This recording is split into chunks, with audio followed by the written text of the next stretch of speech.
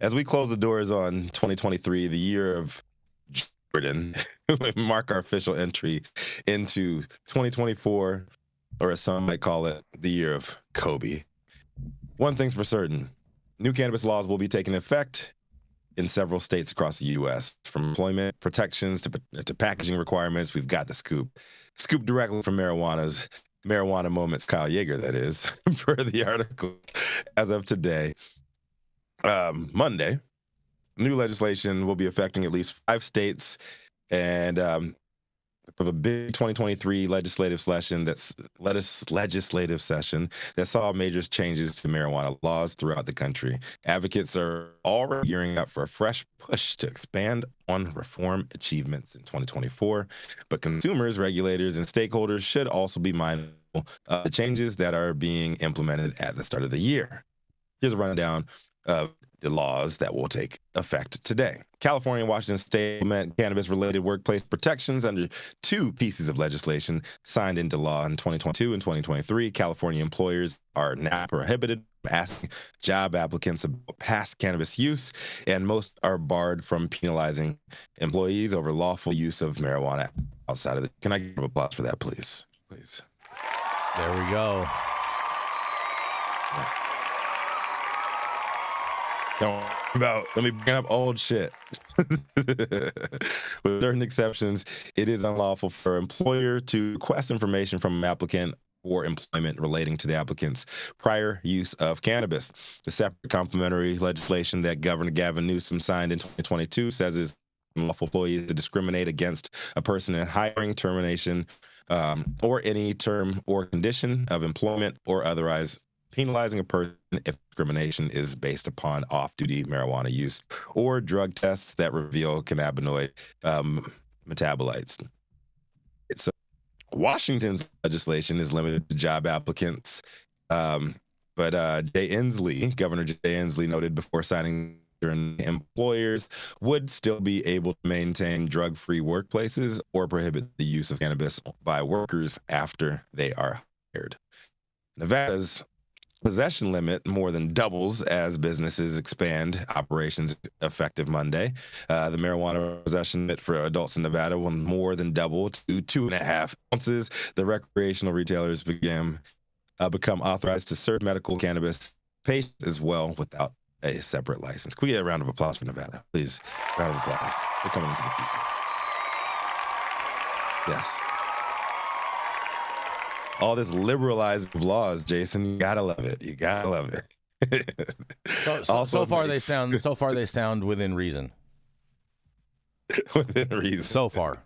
Sure. So far. Also, it makes it so adult use marijuana retail will no longer have to separate medical cannabis license to serve patients.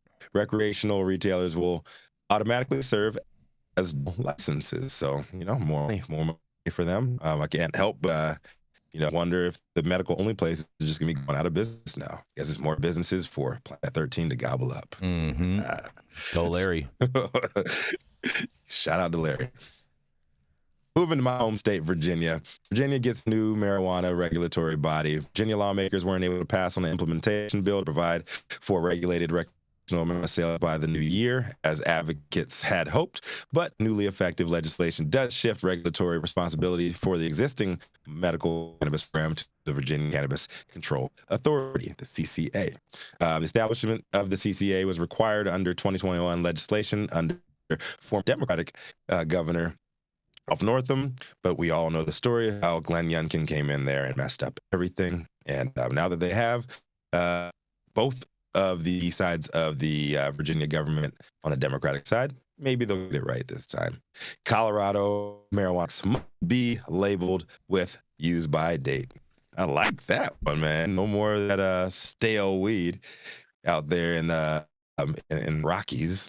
As of Monday, cannabis products in Colorado must feature use by dates indicating that the items are best if consumed in 9 months being packaged. The policy change put forward by regulators in 2022 and year to adopt new standards. Stakeholders have successfully pushed back on an initial proposal from the Colorado Marijuana Enforcement Division require a more limited month use by date What do you think about that? The new rule comes into effect on the 10th anniversary of the nation's first legal adult use marijuana sales in Colorado on January 1st, 2014. And then finally, Oklahoma. Oklahoma's cannabis industry sees multiple regulatory updates. Several new laws take effect in Oklahoma on Monday that affect the state's medical marijuana market. That includes one measure that authorized Oklahoma Medical Marijuana Authority, the OMMA or OMA, to hire secret shoppers that can discreetly carry out oversight activities such as investigating regulatory compliance at cannabis businesses and providing samples from dispensaries to quality assurance. Watch out, Oklahomans. They got the snitches out there and they're getting paid by the state. So this is Rico Lamite, the dopest dad on the street. And yes, happy New Year, everybody. I hope you guys abide by the new cannabis laws. And if not, you guys know the trap will always win. So true, you, Rico. So true, Rico. The trap is always going to win, and I think all these laws sound within reason for the most part. I think it's going to end up benefiting patients, benefiting the cannabis community overall. So far, they all sound crazy, or don't sound crazy to me. Yeah. New law. This. I'm kind of in a yes but mood, and here's my yes. While I agree that we want the freshest cannabis product, I have challenges with this 9-month cliff in Colorado because, for example, if I manufactured gelatin gummy and the primary ingredients were gelatin, sugar, and distillate, I don't know why there's a month cliff for that product to be sold. I think that the expiration of product should be based on what type of product it is and not just a flavor. And that means that you're compressing the supply chain and the amount of time that we can go from manufacturing to distribution, retail, and to sales. And I haven't heard a compelling public policy reason why 6 months in Colorado is the cutoff for a gummy. I've heard of a product recall where a gummy that was 6 months and 1 day old was consumed, and somehow something terrible happened to the consumer / end user. So I just do think that while it appears reasonable on its face, this is, to me, an example of overregulation, because if the manufacturer is able, consumers can choose through their purchases and their purchasing behavior how much emphasis they want to put on the freshness of all cannabis products. Yeah. So you're saying there should be a cutout for certain less than perishable items? It just doesn't make any sense. It's not based on science, and it's not based on some compelling public need.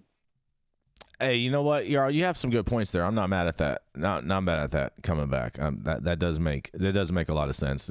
6 months, I agree with you. Like there's candy that you purchase in the store that has gelatin that sits on the shelf for probably like a year and a half at a time. It's like weed in New York. That's not funny because it's fun.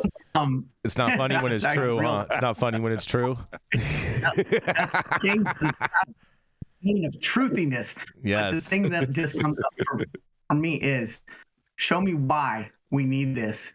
Show me what the killing argument was, and show me the science and data behind a 6-month cliff for a sugar-based edible. And if you can't show me any of that, tell me why we need more regulation. I know why, Rick. I know why, Yarrow. Because I don't know if you've been watching the trends, but there has been a major uptick of the Karen population entering Colorado. No, they really have. They drove Lauren Boebert into a new district. Oh, that's good. I know a lot of other places we could drive her as well, but let's not get too political too soon, too early this morning. Why not? Again, it's the first of the year. Colorado is a very mature market. Is that what you call that? That's what you call that, a mature market, huh? Interesting. Yeah, mature market, and this doesn't seem like it's an incredibly data-driven policy. Mm-hmm. I like going for mature search sometimes, so switch it. Mm-hmm. You have any thoughts on this, Chris? What do you think about these born on dates? I was just looking at the gummies that I have right now. It's got a manufacturer date, purchased in California. It's got a best before date, which is 12 months out. So I agree with the comments here that, what's the data behind, this arbitrary 6 months? And I think, I don't have the answer. I don't produce right. somebody with the knowledge that understands, what best practices are, absolutely should be chime in and have a say here. And I'm sure, like a lot of laws, people who actually know the answer were not consulted, maybe. Mm-hmm. Well, and let the market decide. The market. If a consumer comes in and goes, I really need that new gummy, but because sometimes when you get red vines, you can tell when they get a little older out of it, right? Let the market decide. Let the consumer, with that transparency around manufacturing date, allow their purchasing power to dictate how long a gummy stays on the shelf if that gummy doesn't have perishable products in it. Just to play devil's advocate, some people like old dusty bottle of weed that's been for 2 years. So ratchet, bro. So ratchet. Yarrow, that brings up a good point. I think the only ingredient that it differs from traditional gummies to cannabis gummies is going to be cannabis distillate. So I'm really excited that I got a new wrinkle in my brain now, because I just learned that cannabis distillate expires after 6 months, apparently. What we do know is that it doesn't, and there's single-digit degradation to potency. Mm-hmm. And beyond that, what the cannabis industry has been screaming for as long as the cannabis industry has had the ability to scream, is this notion that it should be like any other industry. And I can't see how this aligns with that. Yeah. Well, you remember the old vapes that we used to have? We used to be huffing. Yeah, people had no clue how long those had been. Exactly. None of us are dead. Could have had a 4-year-old vape and still wouldn't have known the difference. I can honestly say you cannot use we statements, because the Sebastopolian Florida man has never huffed on a crude ass vape cart. You ever had one of those open vapes? Oh, come on, bro. I'm sure you have at some NCIA cannabis event or something. I'm sure you've been sitting over there. That's why I in one of those rooms. I always brought a trademark Canagar, something big, fat, loud with a thick gauge. It's an amazing flower. Yeah. So but you can't smoke inside the conference, Yarrow. So you're telling me that you didn't smoke the whole time at the conference? They used to take a heavy pull of heavy metal and crude oil.